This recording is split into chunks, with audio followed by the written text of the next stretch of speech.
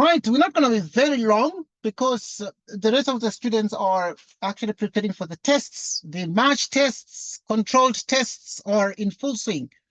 And now we are looking at exponents and surds, and we are actually attempting to solve for x. And as we are solving for x, we have been given these few questions.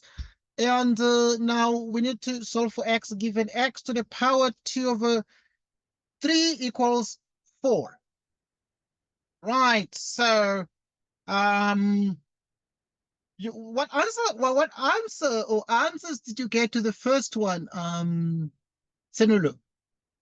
I'm interested. 8, sir. You got 8. Okay, that's fine. We are practicing here. So we have x to the power 2 over 3, and I decided to put this small one. There's a reason why I decided to put this small problem.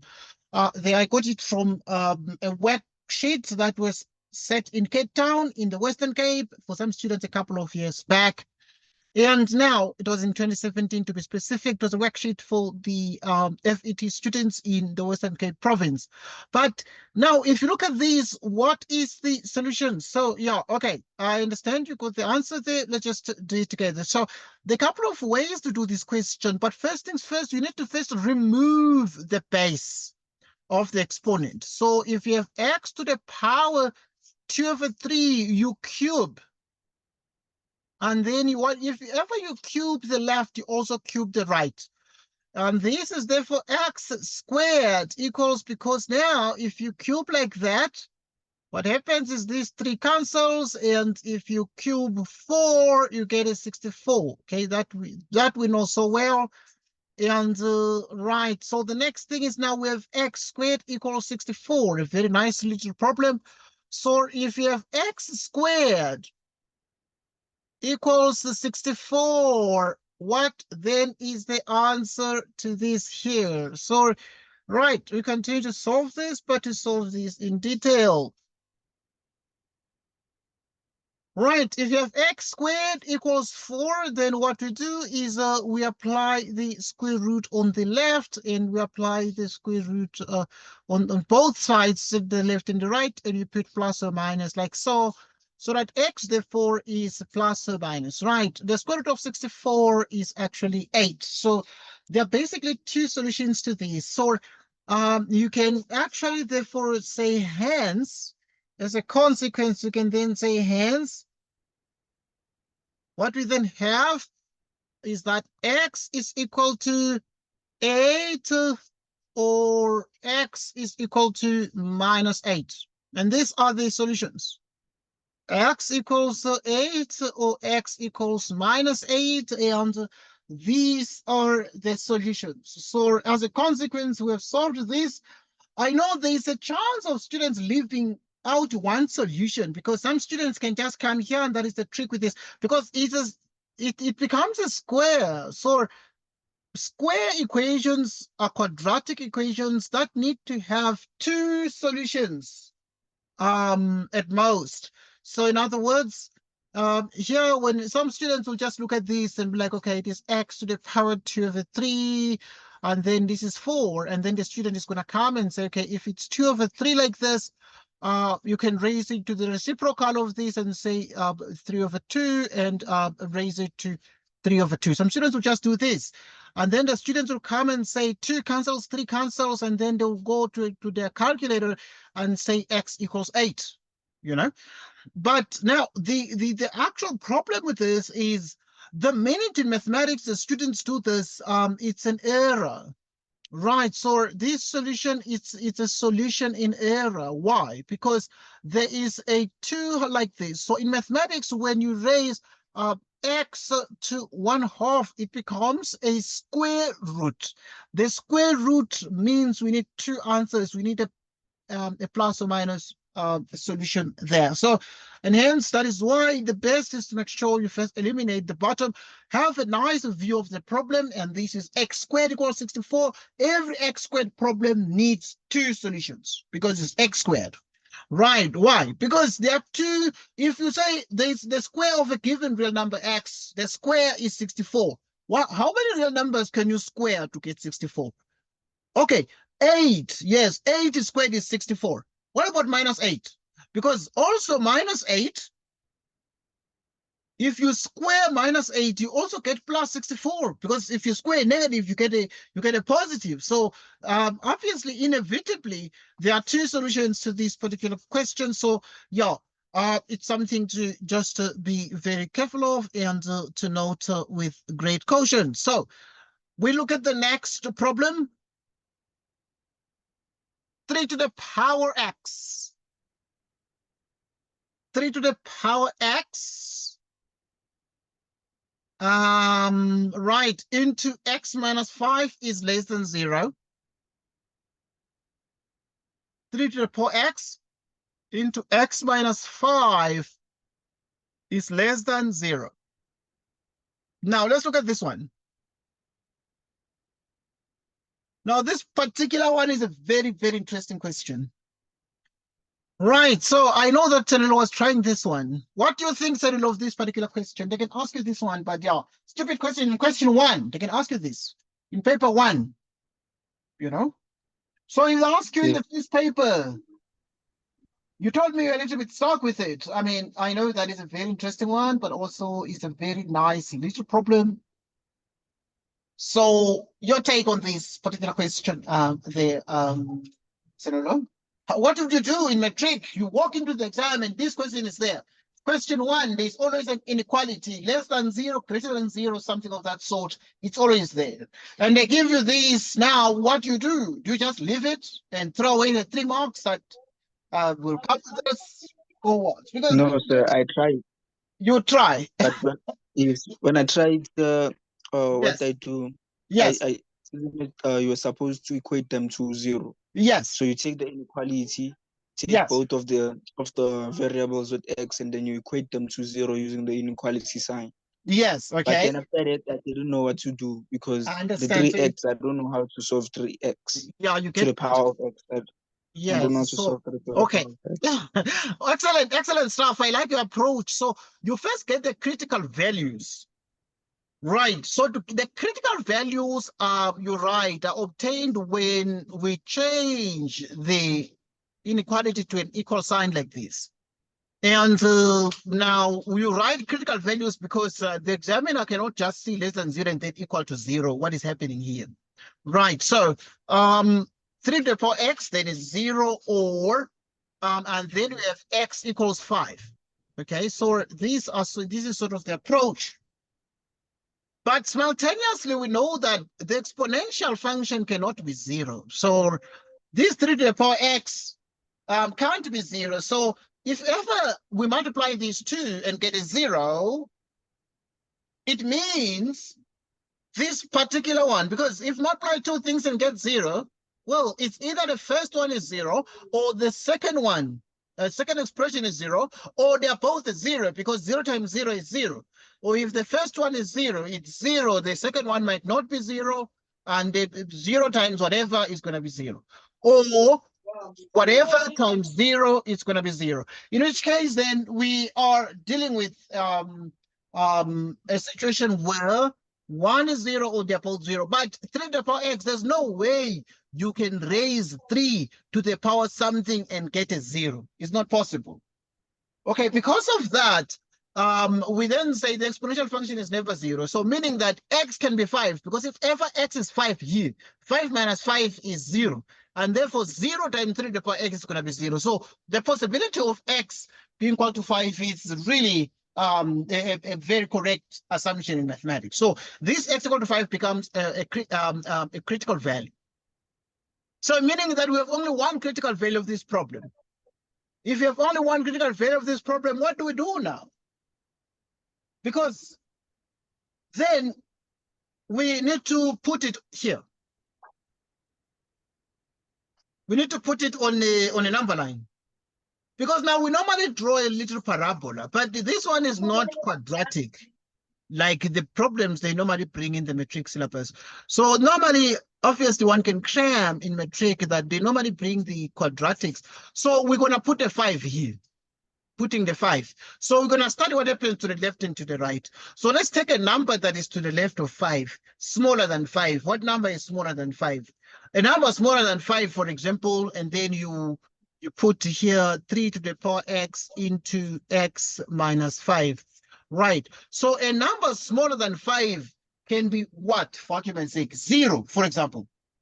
One can pick 0, a number that is to the left of 5, 0. So if you put it into the original, in this thing, whole thing here, you put 0 in the place of x, 3 to the power 0 is a 1. And then 0 minus 5 is a minus 5. And then 1 times minus 5, it's a negative. So in other words, if you pick a number, a random number that is smaller than 5, you'll get a negative number. It doesn't matter what you choose. So just put only the sign because each person can choose their own number. A number bigger than 5, random number, maybe like 10, 3 to the power 10, and then 10 minus 5. 3 to the power 10 is a positive number, very large, but 10 minus 5 is a 5, which is positive. So a positive times a positive will give us a positive like this. Okay, we're excited. Now we're looking for where this whole giant expression, this whole combination is less than 0, negative. Where is it negative? Is it when x is less than 5 or when x is bigger than 5? That becomes sort of the question. So indeed, when x is less than 5, so which means the solution is going to be x less than 5. But obviously, x less than 5 with the understanding that x is less than 5, but x is what? X is a real number. X is an element of the reals. But the negative part, we have a negative when x is less than 5. Okay, this is the kind of situation, obviously. And another student can get this problem very easily because another student can just be in the matric syllabus and say, okay, you know what? The exponential function, the number raised to x is called the exponential function. So the exponential function is also positive. So here, if you're multiplying two things, you're multiplying a positive thing in something else, and you are getting less than 0, you are getting negative. So which means that this must be negative. Then the student is going to comment, okay, if this must be negative, because less than 0 means negative, the student's going to say positive times negative is negative. So this one is always positive. So it means this must be negative. If this is negative, then the student can come and say x minus 5 is less than 0, which means that x is less than 5. And the student will just get full marks here because they would have solved these. It's just x less than 5. They wouldn't have to go through all these things because now the student is going to say, we are multiplying this with that, but the exponential is always positive, but you're multiplying with something you are not sure about. If it's positive or negative, which can be either positive or negative, and then, but you're getting something less than 0, it means this indeed is negative. So x minus 5 is negative, which means you transpose 5 and you get x less than 5. Okay, that's something that becomes possible there. Right, so, and the answer is x less than 5, but obviously x is it's an element of the set of real numbers because x is potentially a real number. Now, let us look at this one. Show that the roots of 3x squared plus k plus 2 into x is equal to 1 minus k are real and rational for all values of k. Okay, let me give you like 2 minutes to do this one quickly, Senator, and to give me feedback, please, on whether you're getting it or not. Right.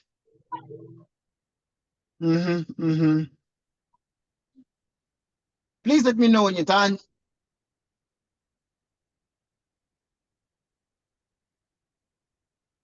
Right.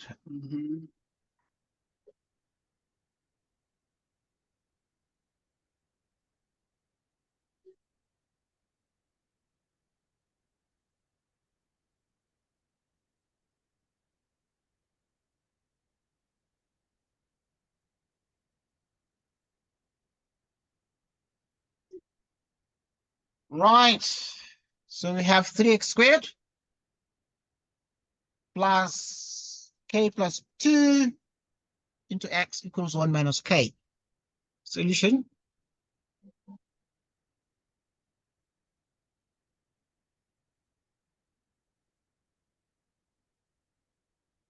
Right, so you have 3x squared.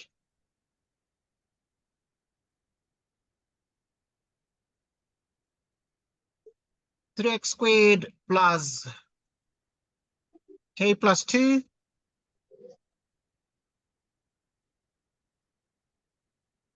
is equal to 1 minus K. Right, you're done, Tanulo. What did you do?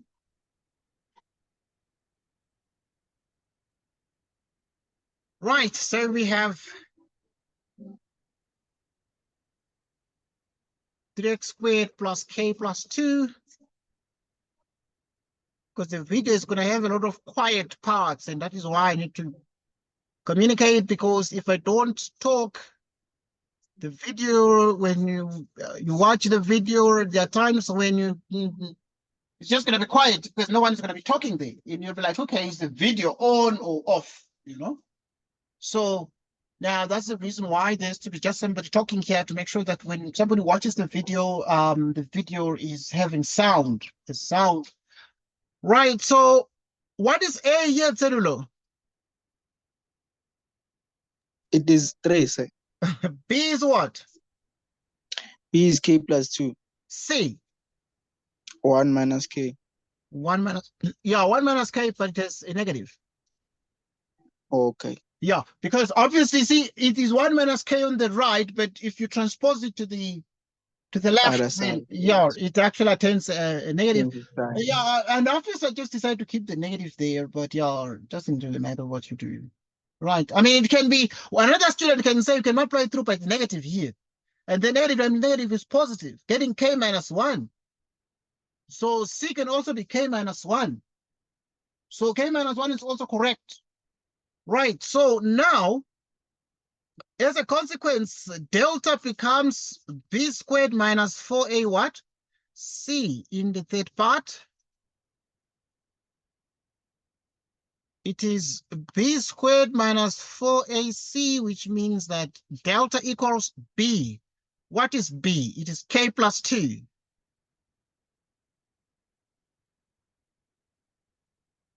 K plus 2 squared minus 4A. A is 3. And C is what? C is minus into 1 minus K. C is minus into 1 minus K. Right, like so. Okay, let's see what we have here. Okay, now, what actually do we get? So we have delta, the discriminant, and then now we need to just square some of these things. If you square these, K squared, and then K times 2, which is 4K plus 2 squared is a 4. And then we have, you multiply negative by negative, which is a plus. And then 4 by 3 is 12. 12 by 1 is 12. And then 12 by K, particularly it's going to be 12 by minus K, which is minus 12K. Right, so let's look at these, and that's what we have. That's what we have.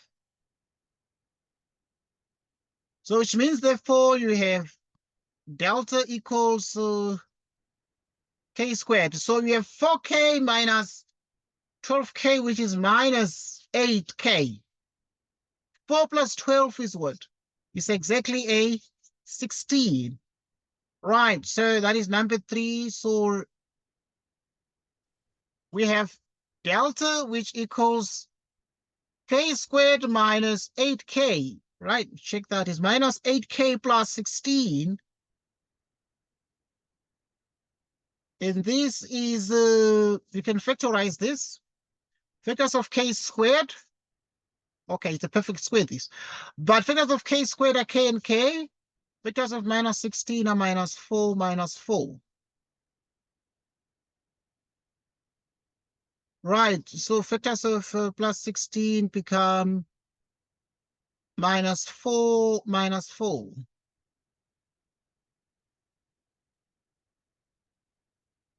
Minus 4 squared. All right, minus 4 squared is a perfect square. Is greater or equal to 0. And delta is a perfect square. Right, it is a perfect square. Because it's k minus 4 all squared is a perfect square. This thing sits under the square root in the quadratic formula. So yeah, the square root of a perfect square is just going to be a rational number. So in other words, this is a perfect square. It's greater equal to 0 is a perfect square. And because the perfect square, we make this following conclusion. Because to show that the roots are real and rational for all real values, for all values of k. Right, so yeah. 3. The answer,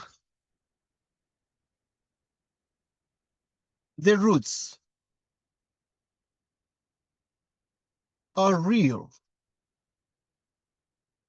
Hence, the roots are real. Real and rational. And rational for all values. Okay, it must be that they are real and rational. The examiner left a word there. They are real and rational for all real values of k. For all real values of k. So the hence the roots are real and rational for all real values of k. So this examiner also this question, I took it from Cape Town, from a Cape Town worksheet. So in the Western Cape province, but these are real and rational for all values of k. The examiner was supposed to say for all real values of k, because if ever k is not real, then the roots are not going to be real. Okay, so examiners, watch your words there. Okay. Right. Otherwise, we have this question, and we have solved this problem in detail in we're done. I think that I'm not going to be very long because a lot of your friends decided to stay away. But yeah, I'm going to be crossing over tomorrow. It's going to be physics at 8 p.m. So yeah, you can get yourself ready for physics at 8 p.m. tomorrow. Okay, in the evening. Yeah, if load shedding does not affect us, we're going to be doing lots of physics tomorrow, so you can join us there. I think that for today, because a lot of your friends are just writing tomorrow, they are controlled tests. Let's take a chill pill and relax a little bit. But yeah, I'm gonna see you. I'm gonna keep you posted on WhatsApp. But yeah, tomorrow is Monday and 8 p.m. is physics every week. So yeah, we can do more physics day if you're Sir, free. the Yes. timetable, sir. Yeah, I'm still crunching the timetable because I'm putting a lot of the subjects. I'm putting in No, sir, the supplementary timetable. So the one I Oh, asked.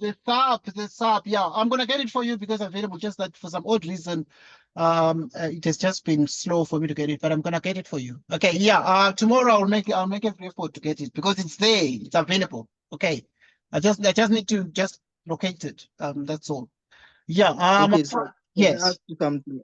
I'm struggling with trigonometry and functions.